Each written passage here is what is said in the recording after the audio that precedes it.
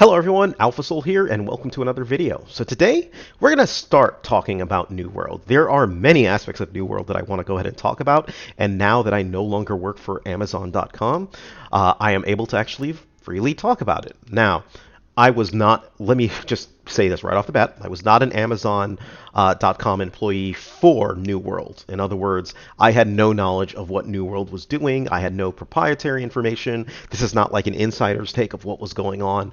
Please don't take that as fact because that's not what this is, right?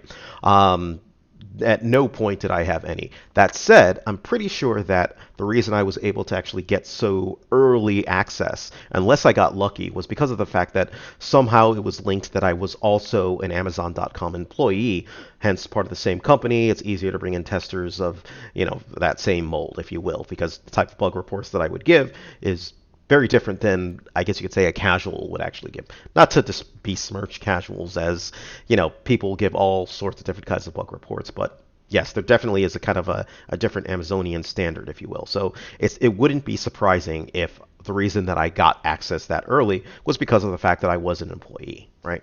So that out of the way, I am able to talk about New World finally, and man, New World, just broadly speaking, the way that it was when it was in alpha, like way back in the very beginning of alpha, before any of these changes, when you were allowed to pretty much PvP freely, when you were allowed to kill anyone at any time, full loot, freely build pretty much anywhere.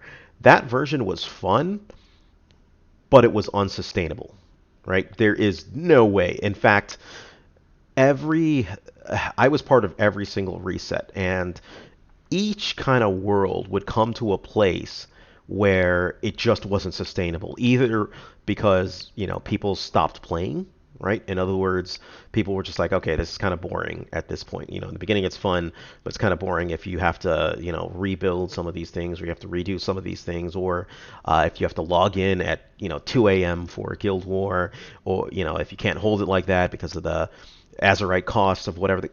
There were just so many reasons kind of piled up why it wouldn't sustain itself. The PvP system was also one as well too, right?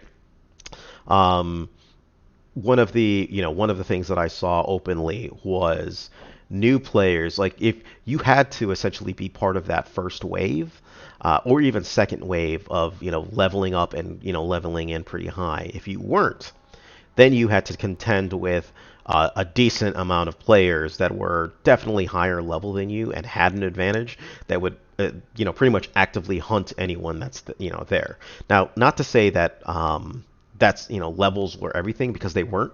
It was actually quite the opposite in New World in the beginning. It was like levels played less of an effect. Like, yes, you could equip stronger weapons and stronger armor as you went up, but there was no inherent advantage to being a level 50 versus a level 1, other than increased stats. In other words, you wouldn't automatically crit on everything, or you wouldn't automatically hit harder because of the fact. Like, if you had a level 50 who didn't spend any of their points, they would essentially effectively be the same as a level 1, right?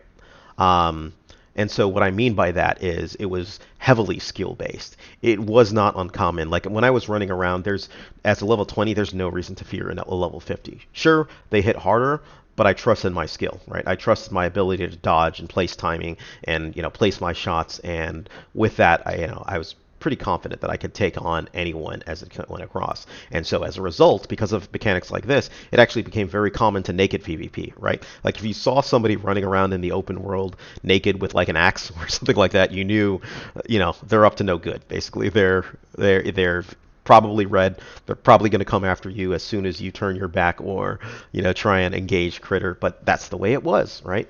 But the older model just was not sustainable. Enter today.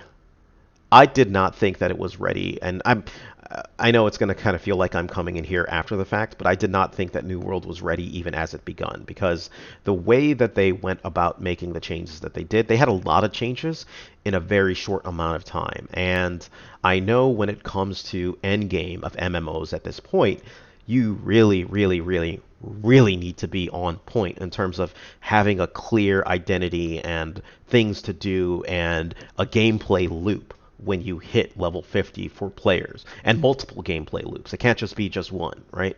And I did not see that in New World as it went through. So what I thought would happen is people would get in. The people who got to 60 or who hit, I forget, yeah, the people who hit max really quickly would run out of things to do, right?